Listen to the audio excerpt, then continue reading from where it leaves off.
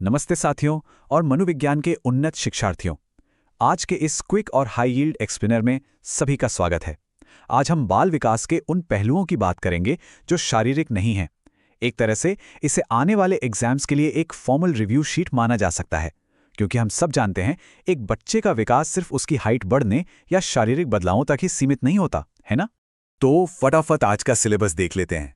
पहले हम विकास के अलग अलग डोमेन्स को कवर करेंगे, फिर संज्ञानात्मक, सामाजिक और संवेगात्मक माइलस्टोन्स पर बात करेंगे और आखिर में देखेंगे कि ये सब आपस में कैसे जुड़े हैं।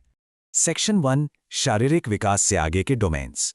आइए सीधा पॉइंट पे आते हैं। जैसा कि हम यहाँ देख सकते हैं, हमारा main focus 3 non physical domains पर है। पहला है दिमाग यानी संज्ञानात्मक विकास, दूसरा है समाज यानी सामाजिक विकास और तीसरा है भावनाएं यानी संवेगात्मक विकास। एग्जाम के नजरिए से याद रखिएगा, एक अच्छी और बैलेंस पर्सनालिटी के निर्माण के लिए इन तीनों का एक साथ डेवलप होना बिल्कुल क्रूशियल है। आगे बढ़ते हैं सेक्शन 2 पर, कॉग्निटिव डेवलपमेंट यानी संज्ञानात्मक विकास के कोर माइलस्टोन्स। एग्जाम्स में सटीक डेफिनेशंस बहुत मायने रखती हैं, राइट? तो संज्ञानात्मक विकास का सीधा सा मतलब है सोचने, समझने और सीखने की कैपेसिटी का एवोल्यूशन। और हाँ, ये कोई रुकी हुई प्रक्रिया नहीं है। पढ़ाई और तजुर्बे के साथ ये बहुत तेजी से एक्सेलरेट होती है। अब इस टॉपिक के जो हाई यील्ड पॉइंट हैं जिन्हें नोट करना जरूरी है, वो हैं मेमोरी रिटेंशन यानी याददाश्त का बनना, लॉजिकल रीजनिंग का इस्तेमाल और प्रॉब्लम सॉल्विंग एबिलिटीज। लिटरली यही वो फाउंडेशन है जिस पर बच्चे का पूरा इंटेलेक्चुअल स्ट्रक्चर खड़ा होता है। चलिए इसे एक प्रैक्टिकल क्लासरूम सिनेरियो से समझते हैं। इमेजिन कीजिए एक बच्चा बहुत फोकस के साथ कोई पजल सॉल्व कर रहा है और तभी अचानक पूछता है, आसमान नीला क्यों है? बस यहीं पर कॉग्निटिव डेवलपमेंट लाइव दिख रहा है। वो अपनी मेमोरी, लॉजिक और क्यूरियोसिटी तीनों का एक साथ इस्तेमाल कर रहा है। अब आते हैं हमारे तीसरे सेक्शन पर, सोशल डेवलपमेंट और इंटरैक्शन रूल्स। एक डेफिनेशन के तौर पर बात करें तो सोशल डेवलपमेंट का मतलब है दूसरों के साथ मिलकर रहना सीखना और सोसाइटी के सही बिहेवियरल नॉर्म्स को अपनाना। समाज में सर्वाइव करने के लिए ये स्किल बहुत ज़रूरी है, जिस पर स्कूल और फैमिली दोनों का गहरा असर होता है। इसके कुछ एकदम क्लियर माइलस्टोन्स हैं, जैसे नए दोस्त बनाना, तय किए गए रूल्स को फॉलो करना और दूसरों के साथ कोलैबोरेट करके काम करना। ये सारी चीजें सोशल इंटीग्रेशन के लिए बिल्कुल गेम चेंजर होती हैं। अगर कल को किसी क्लासरूम में इसे ऑब्जर्व करना हो तो क्या देखा जाएगा? मान लीजिए कुछ बच्चे एक साथ गेम खेल रहे हैं।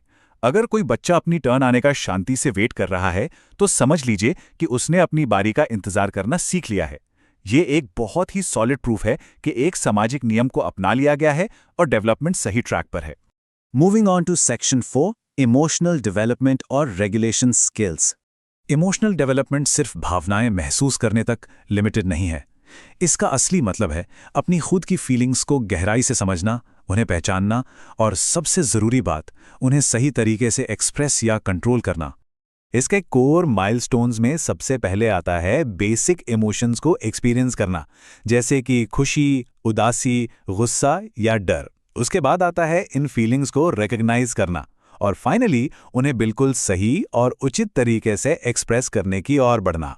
इसका एक बहुत ही क्लासिक क्लासरूम एग्जाम्पल लेते हैं। मान लीजिए एक बच्चा गेम हारने के बाद एकदम से गुस्सा हो जाता है, लेकिन फिर वो धीरे धीरे सेल्फ रेगुलेशन का यूज करके खुद को शांत कर लेता है। एग्जाम के लिए ये एक परफेक्ट केस स्टडी है, क्योंकि ये दिखाता है कि बच्चा अपने इमोशंस को कंट्रोल करना सीख रहा है। फाइनली सेक्शन 5, इन सभी डोमेन्स का आपस में कनेक्शन।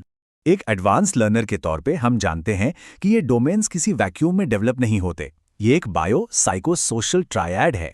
सोचिए जरा, अगर कॉग्निटिव स्किल्स स्ट्रांग होंगी तो बच्चा सोशल रूल्स बेहतर समझेगा। अच्छा सोशल इंटरैक्शन बदले में इमोशनल कंट्रोल को और मजबूत करेगा। और जब ये तीनों एक साथ मिलते हैं ना, तब जाकर एक पूरी तरह से बैलेंस्ड और हेल्दी पर्सनैलिटी बनती है। तो इस एक्सप्लेनर को खत्म करते हुए एक सवाल पर विचार करते हैं। कल जब रियल वर्ल्ड में क्लासरूम ऑब्जर्वेशन का मौका मिलेगा तो इन आपस में जुड़े हुए कॉग्निटिव, सोशल और इमोशनल माइलस्टोन्स को कैसे आइडेंटिफाई